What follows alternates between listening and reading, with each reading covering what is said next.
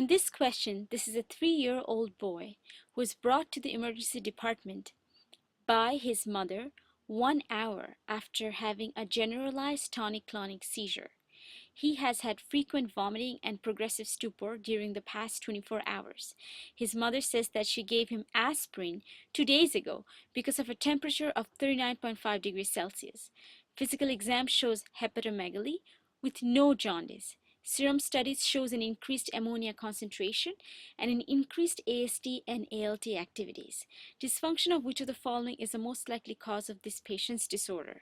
Now, this boy is having Reye syndrome because the mother gave him aspirin 2 days ago because of some other illnesses, right? After a generalized tonic-clonic seizure, he has had frequent vomiting and progressive stupor during the past 24 hours. His mother says that she gave him aspirin 2 days ago because of a temperature of 39.5 degrees Celsius. Because he had fever, his mother gave him aspirin. Now, some of the other interesting things about this question is that this caused no jaundice. Okay, serum study shows an increased ammonia concentration and increased ALT and AST activities. Dysfunction of which of the following is most likely the cause of this patient's disorder? So this is quite obvious that this is Reye syndrome in babies or in young children.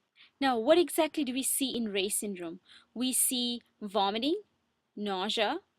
These are some of the common signs. But we see encephalopathy, which is seen in this patient, and that's why he's having seizure, right? Encephalopathy is causing seizure. We also see fatty liver, okay? We also see fatty liver, and that's why this patient has increased AST and ALT and increased ammonia because they cannot metabolize anything that's in the liver, okay?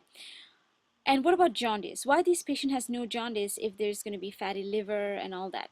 Well, usually in Reye syndrome, we don't see jaundice in Reye syndrome. Okay, so all these things are taking part in the liver, but which part of the liver? Where does detoxification happens most in the liver?